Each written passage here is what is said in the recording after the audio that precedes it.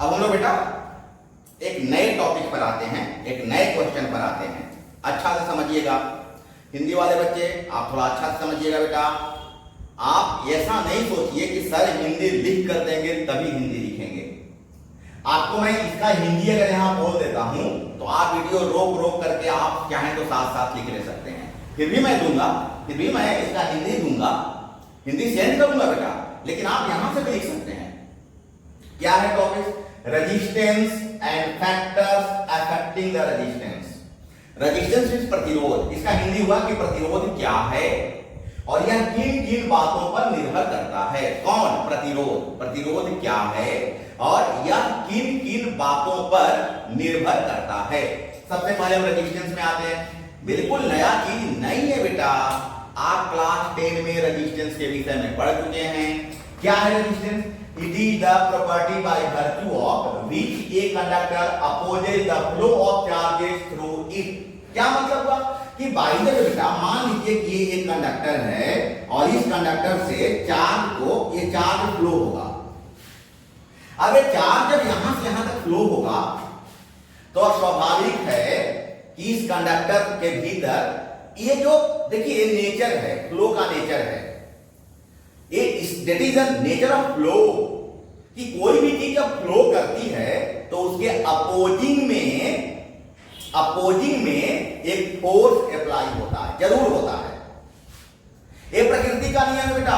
जब भी आप आगे बढ़िएगा तो सबसे पहले आपको पैर खींचने वाले मिल जाएंगे, एक रेजिस्टेंस मिलेगा ही मिलेगा। जैसे आप देखिए इस पर हम हाथ को ऐसे आगे बढ़ा रहे हैं तो फ्रिक्शन बनता था, फ्रिक्शन भी क्या है? रेजिस्टेंस ही तो है। मतलब एक अपोजिंग, आप देखिए आपको पढ़ाए थे लेवल में कि अगर जो हवा बह रही है या कुछ पानी बह रही है या तो उसमें भी फ्लो में आप विस्कोसिटी पढ़े थे ना, विस्कोसिटी भी क्या है? रेजिस्टेंस ही तो है। क्या है रेजिस्टेंस? कि फ्लो के अपोजिट डायरेक्शन में जो एक फोर्स लगता है। इसी प्रकार से अगर चार्ज इस कंडक्टर से फ्लो करता है तो यहां भी एक अपोजिंग फोर्स लगता है, यहां भी अपोज होता है और इसी अपोज को हम क्या बोलते हैं? रेजिस्टेंस कहते हैं।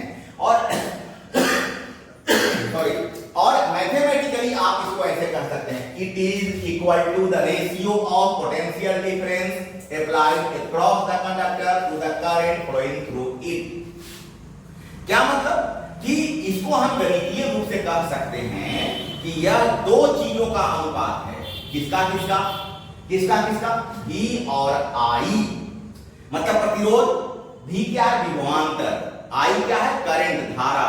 दैट मीन्स प्रतिरोध क्या होता है? विभवांतर और धारा के अनुपात को हम प्रतिरोध कहते हैं। आप प्रीवियस क्लास में पढ़ चुके हैं ना, ओम साहब आपको क्या बताया थे? V is equal to IR, पढ़े हो ना? यहां से R is equal to V by I और वही डिफरेंशियल निकल गया। क्या डिफरेंशियल निकल गया? Equal to the ratio of किसका किसका रेशियो, किसका किसका अनुपात? Potential difference and current. मतलब विभवांतर और धारा, विभवांतर और धारा इन दोनों के अनुपात को हम प्रतिरोध, रेजिस्टेंस R कहते हैं। R is equal to V by I। अब बोलो इसका SI यूनिट क्या होता है? हम प्रीवियस क्लास में बताया था ना, R से रिप्रेजेंट करते हैं। SI यूनिट इसका ओम होता है, ओम का ये साइन होता है, क्लास 10 में आप पढ़ चुके हो तो। और R is equal to V by I means volt by ampere. इसका मतलब 1 ओम को ही हम 1 वोल्ट पर एम्पियर ही कहते हैं। अगर कोई आपको कहे कि डायमेंशन निकालो, बिल्कुल निकाल दो। R is equal to V by I और V का मतलब क्या होता है? V का मतलब क्या होता है? बोलो बोलो जल्दी बोलो। W by Q। V is equal to W by Q, मतलब W बाई Q और I को रहने दो। अब तुम सब का जानते हो, बोलो W का क्या होता है? ml2t-2, पढ़े हो ना? अब बोलो चार्ज का क्या होता है? हम इलेक्ट्रोस्टैटिक्स में पढ़ा चुके हैं। चार्ज का AT और करंट का A, एम्पियर। मैनेज कर लो, ml2t-3 A-2।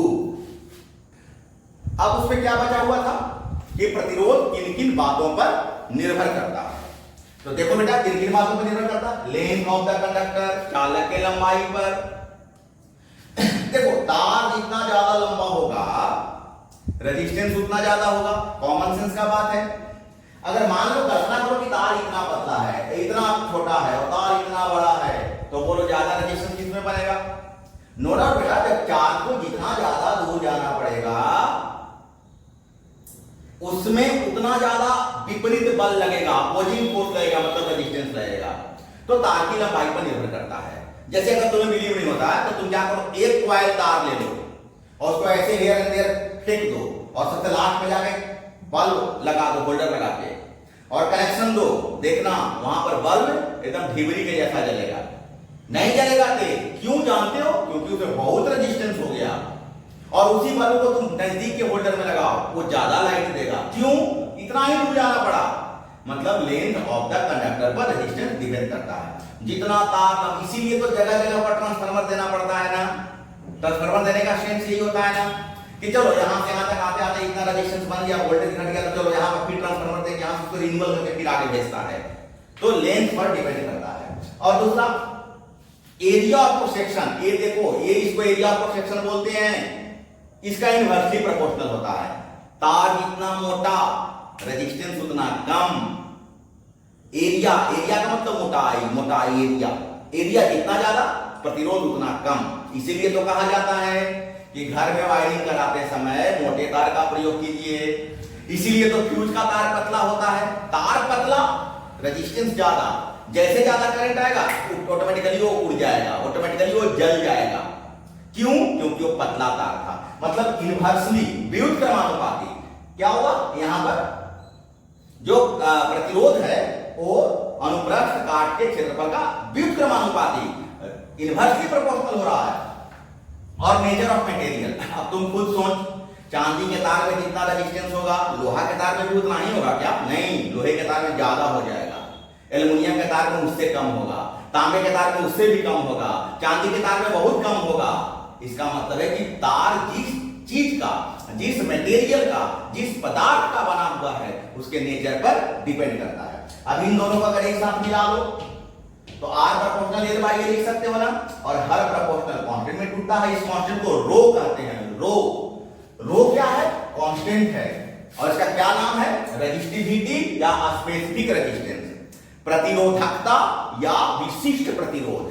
रेजिस्टिविटी का हिंदी प्रतिरोधकता और स्पेसिफिक रेजिस्टेंस का हिंदी विशिष्ट प्रतिरोध। तो चालक का प्रतिरोधकता या विशिष्ट प्रतिरोध इसको हम कहते हैं। और क्या हो जाएगा? रो इज इक्वल टू, अगर यहां से ध्यान दे बेटा, यहां से रो निकालोगे तो ए ऊपर चला आएगा और ए नीचे चला आएगा। मतलब rho is equal to R into A by L. तो बेटा ध्यान दो, अच्छा से करो, अगर कोई दिक्कत होता है तो फिर बात करो। Thank you.